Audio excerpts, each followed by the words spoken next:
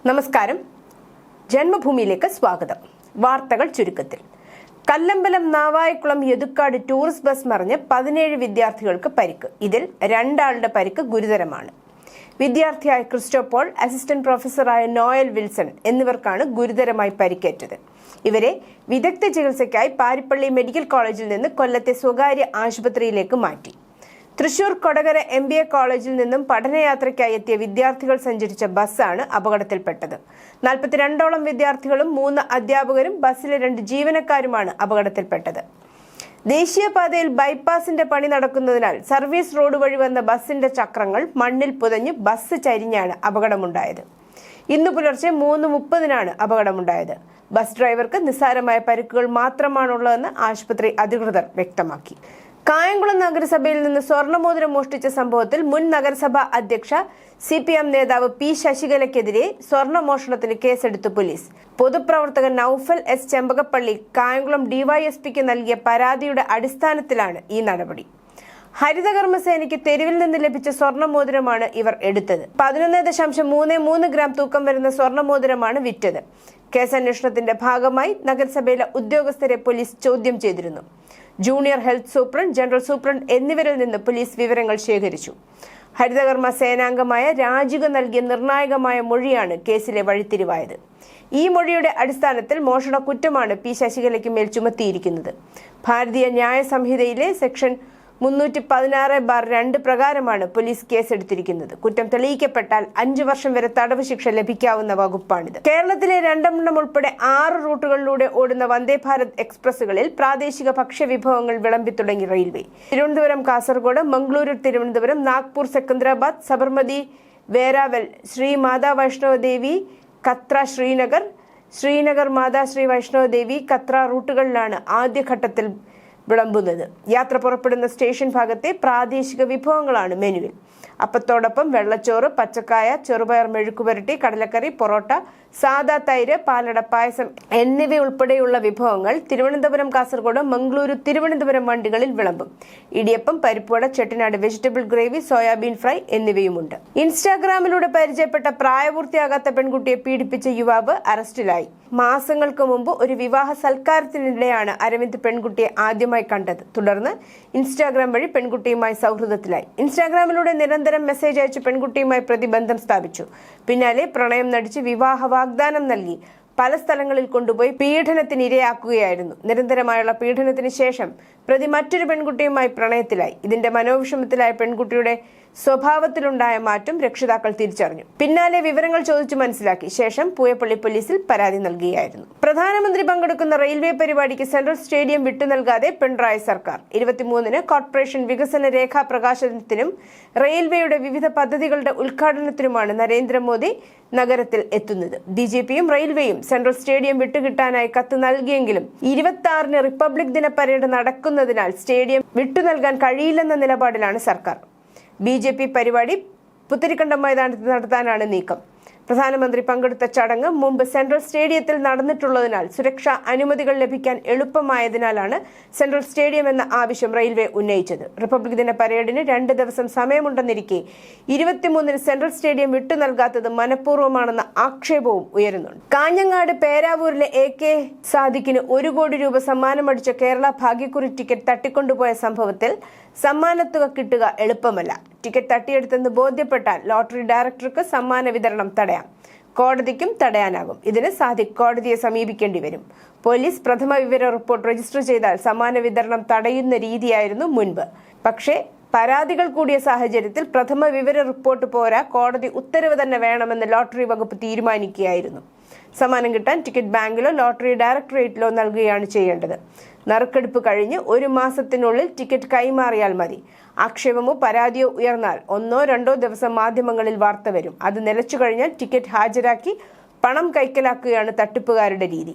ഈ സാധ്യത കൂടി ഇല്ലാതാക്കാനാണ് കോടതിയുടെ സ്റ്റേ ഉത്തരവ് ലോട്ടറി വകുപ്പ് ആവശ്യപ്പെടുന്നത്. ശബരിമല സ്വർണ്ണക്കൊള്ളയുമായി ബന്ധപ്പെട്ട് VSSC നടത്തിയ ശാസ്ത്രീയ പരിശോധനാ ഫലം ഇന്ന് അന്വേഷണ സംഘത്തിന് കൈമാറും. ഇന്നലെയാണ് VSSCയിൽ നിന്നും ശാസ്ത്രീയ പരിശോധനാ ഫലം സീൽ വെച്ച കവറിൽ കൊല്ലം വിജിലൻസ് കോടതിയിൽ നൽകിയത്. ആ റിപ്പോർട്ടാണ് ഇന്ന് കോടതി SITക്ക് കൈമാറുന്നത്. ഈ റിപ്പോർട്ട് വിശദമായി പരിശോധിച്ച ശേഷമായിരിക്കും തുടർ നടപടികൾ സ്വീകരിക്കുക. പേരാവൂരിൽ ITI തെരഞ്ഞെടുപ്പിൽ മുഴുവൻ സീറ്റുകളും ABVP നേടി. ABVPയുടെ 6 സ്ഥാനാർത്ഥികൾ എതിരില്ലാതെ തെരഞ്ഞെടുക്കപ്പെട്ടു. ധീര ബലിദാനി കണ്ണവത്തെ ശ്യാമപ്രസാദ് പഠിച്ചിരുന്ന കലാലയമാണ് പേരാവൂർ ITI.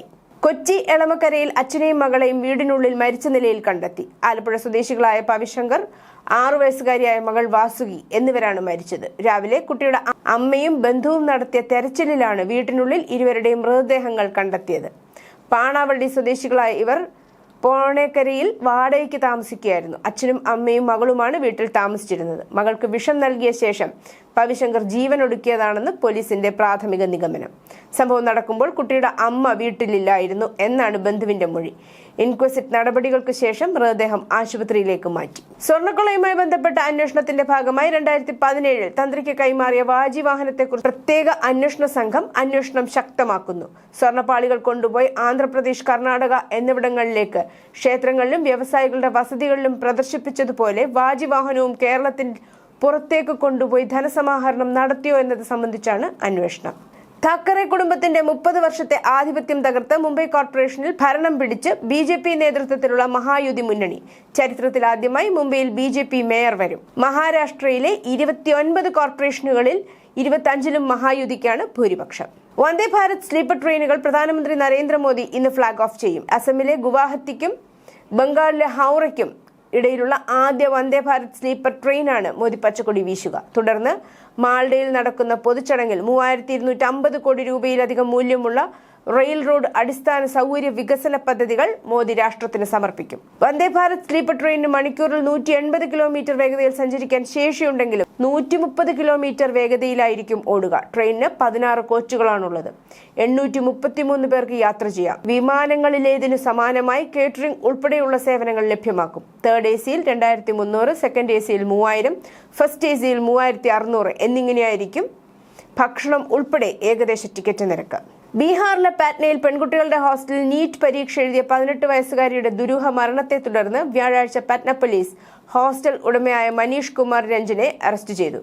പാറ്റ്നയിലെ ചിത്രഗുപ്ത നഗർ പ്രദേശത്തുള്ള ശംഭു ഗേൾസ് ഹോസ്റ്റലിലാണ് ജനുവരി 9 സംഭവം നടന്നത്. ഹോസ്റ്റലിനുള്ളിൽ ഒരു വിദ്യാർത്ഥിനിയെ അബോധാവസ്ഥയിൽ കണ്ടതായി പോലീസിന് വിവരം ലഭിച്ചു. ആദ്യം അവരെ ഒരു സ്വകാര്യ ആശുപത്രിയിലേക്ക് കൊണ്ടുപോയി. പക്ഷേ അവരുടെ നില വളരെ ഗുരുതരമായതിനാൽ കുടുംബം പിന്നീട് അവരെ മേദാന്ത ആശുപത്രിയിലേക്ക് മാറ്റി. മെഡിക്കൽ സംഘത്തിന്റെ ശ്രമങ്ങൾക്കിടയിലും അവർ മരണത്തിന് കീഴടങ്ങി. വിദ്യാർത്ഥിയുടെ പോസ്റ്റ്മോർട്ടം ഫലങ്ങൾ പുറത്തു വന്നതിന് ശേഷമാണ് അറസ്റ്റ് നടന്നത്.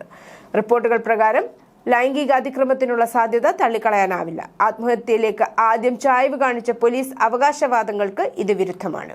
പാകിസ്ഥാനിൽ നിന്ന് JF-17 തണ്ടർ യുദ്ധവിമാനങ്ങൾ വാങ്ങുന്നതിനെക്കുറിച്ച് ഇന്തോനേഷ്യ അന്വേഷിക്കുന്നുണ്ടെന്ന റിപ്പോർട്ടുകളെ തുടർന്ന് ഇന്ത്യയുടെ പ്രതിരോധ സംവിധാനം ജാഗ്രതയിലാണ്. ബ്രഹ്മോസ് സൂപ്പർസോണിക് ക്രൂയിസ് മിസൈലുകൾക്കായുള്ള $450 മില്യൺ കരാർ അന്തിമമാക്കുന്നതിനുള്ള നിർണായക ഘട്ടത്തിലാണ് ന്യൂഡൽഹിയും ജക്കാർത്തയും. ഇന്തോനേഷ്യൻ പ്രതിരോധ മന്ത്രി ജാഫ്രി സൗദീനും പാകിസ്ഥാൻ വ്യോമസേനാ മേധാവി air chief marshal Zaheer Ahmed Babar സിദ്ദുവും തമ്മിൽ കഴിഞ്ഞ ആഴ്ച ഇസ്ലാമാബാദിൽ നടന്ന ഉന്നതതല യോഗത്തിന് ശേഷമാണ് ഈ വിഷയം ശ്രദ്ധ നേടിയത്. ഇറാനിലെ ചബഹാർ തുറമുഖത്ത് ഇന്ത്യയുടെ പ്രവർത്തനങ്ങൾക്ക് US ഏർപ്പെടുത്തിയ ഉപരോധ ഇളവ് കാലാവധി അവസാനിക്കുമ്പോൾ നിർണായകമായ തന്ത്രപരവും കണക്ടിവിറ്റി ആസ്തിയുമായി ഇതിനെ സംരക്ഷിക്കുന്നതിനായി ന്യൂഡൽഹി വാഷിംഗ്ടണുമായി ചർച്ചകളിൽ ഏർപ്പെട്ടിരിക്കുകയാണ്.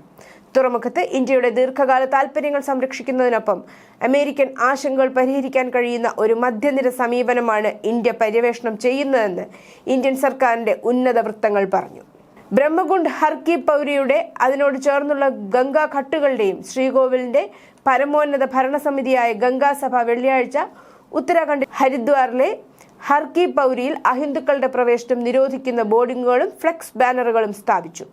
Haridwar municipal corporation town commissioner Nandan Kumar പറഞ്ഞത് വിഷയം ശ്രദ്ധയിൽപ്പെട്ടിട്ടുണ്ടെങ്കിലും സംസ്ഥാന സർക്കാർ ഔദ്യോഗിക നിർദ്ദേശങ്ങളൊന്നും പുറപ്പെടുവിച്ചിട്ടില്ല എന്നാണ്.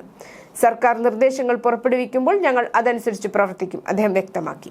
കാനഡയിൽ ഏതാനും മാസങ്ങൾക്ക് മുമ്പ് ഒരു സ്ത്രീയെ കൊലപ്പെടുത്തിയ ശേഷം ഇന്ത്യയിലേക്ക് പലായനം ചെയ്യുകയും തുടർന്ന് കാനഡയിൽ കൊലപാതക കേസ് പിൻവലിക്കണമെന്നാവശ്യപ്പെട്ട് ജില്ലയിലെ പ്രേം ബസ്തി പ്രദേശത്തുള്ള അവരുടെ കുടുംബത്തെ ഭീഷണിപ്പെടുത്തുകയും ചെയ്ത കേസിൽ ഒരാളെ വ്യാഴാഴ്ച സംഗ്രൂർ പോലീസ് അറസ്റ്റ് ചെയ്തു. യുപിയിലെ ലിഖംപൂർ ഖിരി നിവാസിയായ മൻപ്രീത് സിംഗ് എന്ന പ്രതി കഴിഞ്ഞ വർഷം ഒക്ടോബർ 20-ന് കാനഡയിൽ 27-കാരിയായ അമൻപ്രീത് കൗർ എന്ന സ്ത്രീയെ കൊലപ്പെടുത്തിയ ഉടൻ തന്നെ ഇന്ത്യയിലേക്ക് പലായനം ചെയ്തതായി റിപ്പോർട്ടുകൾ പറയുന്നു. ഗ്രീൻലാൻഡിന്റെ നിയന്ത്രണം നേടാനുള്ള തന്റെ ശ്രമത്തെ പിന്തുണയ്ക്കാൻ വിസമ്മതിക്കുന്ന രാജ്യങ്ങൾക്ക് മേൽ തീരുവ ചുമത്തുമെന്ന് US പ്രസിഡന്റ് ഡൊണാൾഡ് ട്രംപ് ഭീഷണിപ്പെടുത്തി. വൈറ്റ് ഹൌസിൽ നടന്ന ആരോഗ്യ പരിപാടിയിലാണ് ട്രംപ് ഈ പരാമർശം നടത്തിയത്. ഇത് ഒരു വ്യാപാര യുദ്ധത്തെക്കുറിച്ചുള്ള ഭയത്തിനും യൂറോപ്യൻ സഖ്യകക്ഷികളുമായുള്ള ബന്ധം കൂടുതൽ വഷളാകുന്നതിനും കാരണമായി. US പ്രസിഡന്റിന്റെ ഏറ്റവും പുതിയ ഭീഷണി മറ്റ് രാജ്യങ്ങൾക്കെതിരെ തീരുവ ആയുധമാക്കാനുള്ള ട്രംപിന്റെ തീവ്ര ശ്രമത്തെയും തുറന്നുകാട്ടി. 49,000 ചൈനീസ് ഇലക്ട്രിക് വാഹനങ്ങൾ ഇറക്കുമതി ചെയ്യാൻ അനുവദിക്കാനുള്ള തീരുമാനത്തിൽ കാനഡ ഖേദിക്കുമെന്നും ആ കാറുകൾ അമേരിക്കയിൽ പ്രവേശിക്കാൻ അനുവദിക്കില്ലെന്നും US പ്രസിഡന്റ് ഡൊണാൾഡ് ട്രംപിന്റെ ഭരണകൂടത്തിലെ ഉദ്യോഗസ്ഥർ പറഞ്ഞു. വെള്ളിയാഴ്ച US ഗതാഗത സെക്രട്ടറി ഷോൺ ഡഫിയാണ് ആദ്യം വിമർശിച്ചത്. News desk Janmabhumi.